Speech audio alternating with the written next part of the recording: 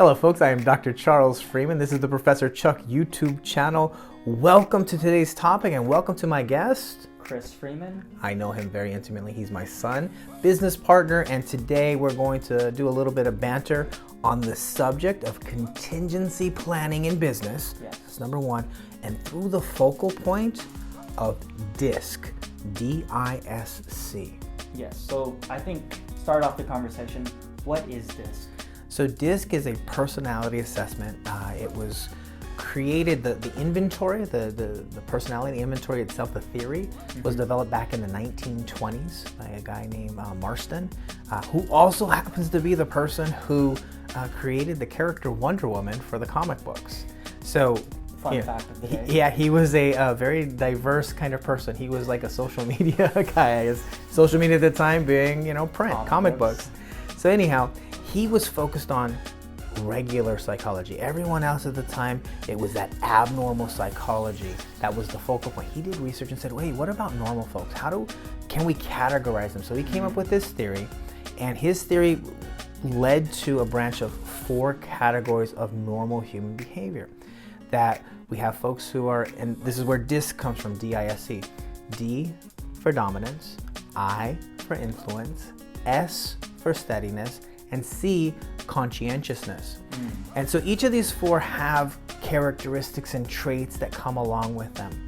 And I recently got on board with a company that does assessments for DISC. Okay. So this company, Wiley, we do everything DISC, so there's an assessment. So you can figure out what your style is by taking this assessment. It's a beautiful thing, gives you insight into who you are, gives you some groundwork to be able to work with other people. So again, it's a framework to really do some introspection and then figure out how you get better communication. So as you know, that's my sweet spot, right? I want to help people get better communication. So it's a beautiful tool. Some of the things that come along with it, very important, is we're going to discuss today, we're going to use the different styles to kind of guide our conversation. But at the same time, we need to remember every person is a blend of all 4 of those styles. But you may lean more towards, you may be more comfortable towards 1 or 2 of those styles. Does that make sense? Yeah. Yeah. So that's kind of what DISC is. So again, we're going to use that for the framework of today, those personality constructs, to view the specific function of management of contingency planning. Gotcha. Okay. So back to what's our topic then? That we're relating it right back to DISC, to the material. So contingency planning. Contingency planning, all about in the framework of DISC. So how does each archetype plan out for something? Or let's first define what is. Yeah, contingency planning. So a very, like I mentioned earlier, a huge function of management. So if you're a manager or a leader, you're leading a group of people, you're planning for lack of a better term, when things go wrong, right? When the proverbial crap hits the fan, right? And in planning for when things go wrong, it gives you so much insight and ability to navigate through those things that go wrong better. In my history of working, I had to plan all kinds of contingencies. Let's start with some comparisons. So it's plan for the best, you hope for the best, you plan for the worst. You plan for the worst. Plan for the worst. And in planning, it allows you to be able to, when you're in the moment, like when the crap hits the fan, instead of trying to just draw on all your emotions and just, you're in the moment with all the things going wrong, it gives you some, back when you had a clear mind and were able to think through what you want to do, you're able to then execute that plan. So it's kind of like you're in a hotel and it's the map, the fire exit plan. So you hope you never have to use it, but at the same time, if there's a fire that breaks out, you know exactly where to go. That is a perfect analogy, because when the fire breaks out, panic sets in, right? Reactionary things. If you're there with your family, I have to protect them. All those, what do? How do I get out of this building? All those things hit you all at once because of the motion and the moment. But then you look up at that door and you see that map, it gives you a structure to be able to handle that. So yeah, that's a perfect analogy for it. So let's talk back into, let's blend the 2 subjects that we just talked about, DISC and contingency planning. So let's start off with the D category, dominance. What are some attributes that they tend to do towards planning for the worst case scenario? So instead of staying strictly with D, Okay. we'll go into this in more detail later, so you guys get a full feel for kind of all this works.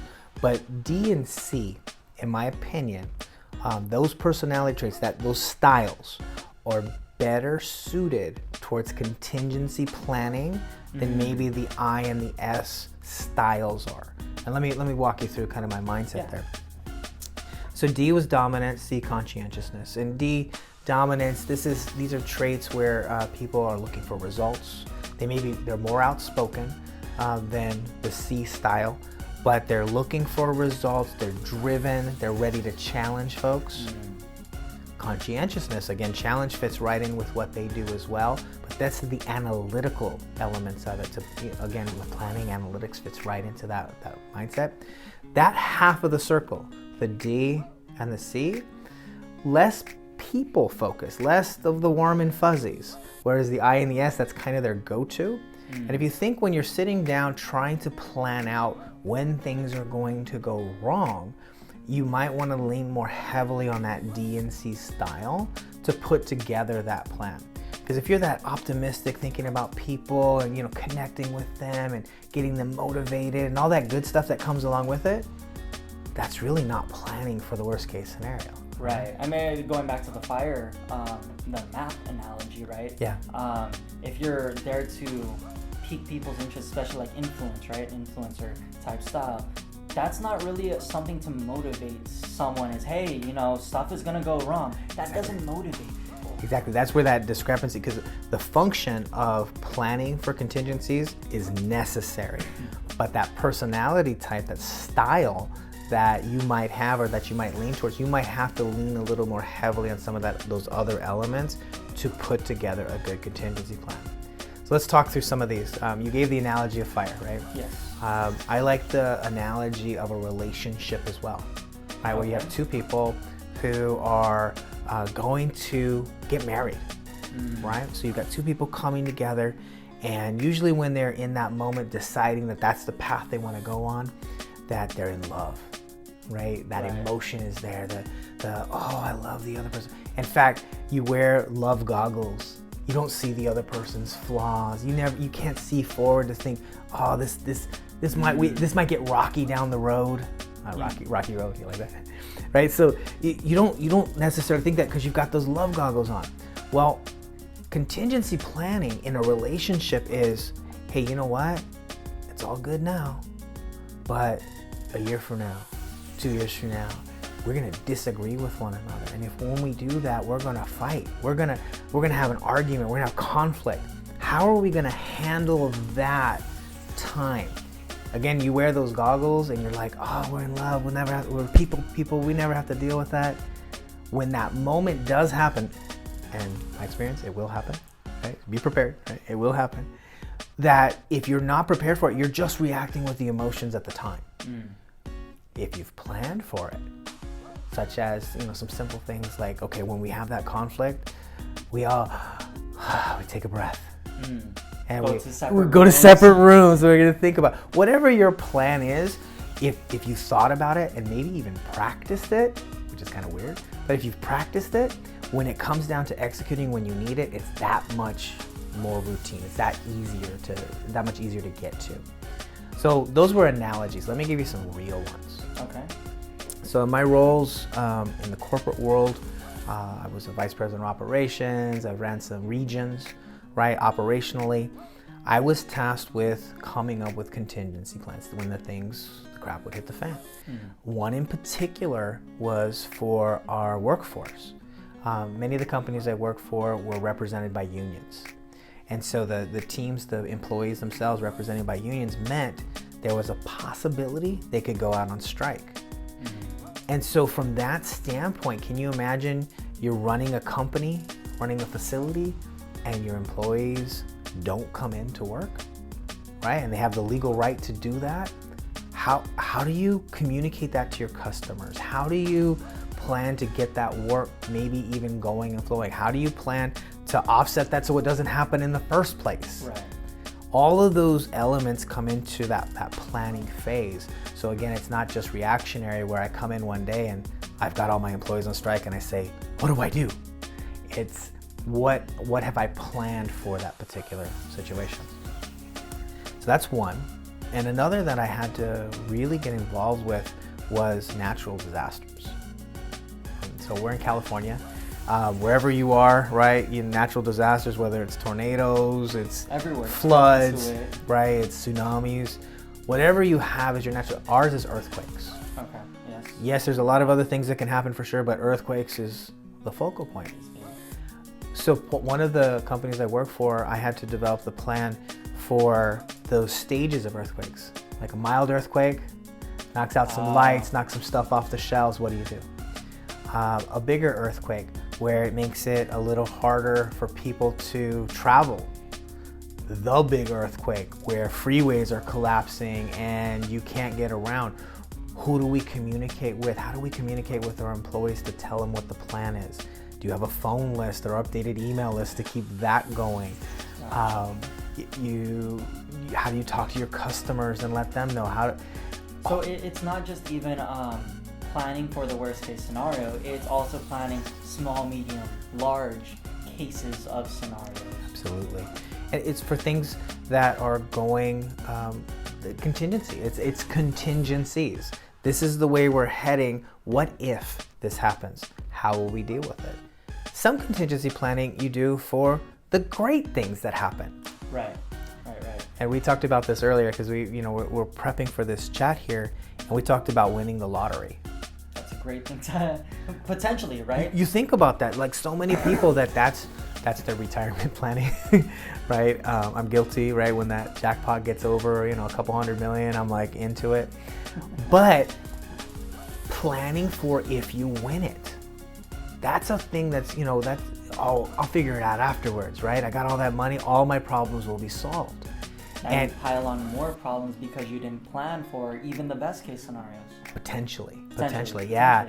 And you look at some of those stories, there's a lot of those one-offs of, people who've won the lottery and within a few years it's all gone, right? Mm-hmm. Or so the money didn't solve the problems per se. Sometimes, like you mentioned, it can create more problems that you have. So running your business, how do you plan for growth?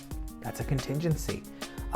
Your business is growing and you outgrow your office. You got an employee's office. More employees, more computers, right? That infrastructure. How do you plan for if you lose customers and your business shrinks? What costs can you cut to be able to continue to run your business? All of this is embedded in contingency planning. And again, I'll lean back on this, is if you're made up of all four of those personality styles, in order to execute this well, it's really learning about and getting comfortable with being in the D and the C style when you're in that contingency planning mode. So basically what we're saying is we'll tend to naturally lean towards one side, but depending on context, being able to switch mindsets or switch categories. Yep. As an individual and Yep. being able to be flexible like that. Yeah, I'll give you a perfect example. So I'm gonna reveal some stuff to you now, right? My audience here, now keep it confidential. Don't tell everyone in the world this, but my style is DC. Okay. And what that means is I'm kind of a blend of both of these that we're talking about. The topic we picked today happens to be something that I'm good at doing. It is my natural style, and it's the workplace. I have to stretch sometimes into other styles as well to do other functions of management, right? Other things that are important. DC, and again, we'll go through all this in detail later. I'm way on that DC side, right? In terms of what my natural personality is. So that means that I'm actually not as much of a people person as some other folks are. That's not my first orientation. That's not my first, thought and process about the warmth and caring about all the folks around me. Now, I care about people. Don't get that wrong, right? I raised a beautiful son here. My wife loves me. We hope. She's in the other room, so don't tell her. Shh, keep this confidential, okay? But the whole point is that for myself, we picked this topic today, and I was like, oh yeah, let's do this. And it's because it happens to align with who I am as a person and what I'm able to do. But that doesn't mean other people can't do it as well. Other styles can't do it. Just as I have to branch into other styles to make things work and make it happen, other people, I'm suggesting that they branch into this style for this particular function as well. Fair enough. I mean, especially it's such a hard thing when you're trying to motivate people on the influence side. What was the other one? The steadiness side of it all. That things are gonna go awry, things are gonna go bad, and being able to communicate that isn't always such a great message to tell people, especially if you, let's say you have a large team, right? A warehouse of people, and it's, you know what, guys? That was a weird way of phrasing that. Like, there's people on the shelves, like there's a warehouse full of people. On a shelf. But you know, an office full of people. Your plant is full of people. To be able to manage them, but again, you can take the style. I and the S side, right? These are people-focused folks. And you can then bridge it to go, you know what, contingency planning, it actually helps me connect with them better. Even though I am thinking that, while I'm in the moment, I'm thinking of things that are negative, there's actually some huge benefit here. So you could actually take it where it is somewhat as a negative activity, and you can branch it over and in your mind, bridge it to where it's compatible with your style. Gotcha. Some people see it as it's not compatible with my style, so I won't do it. I'll let other people do it.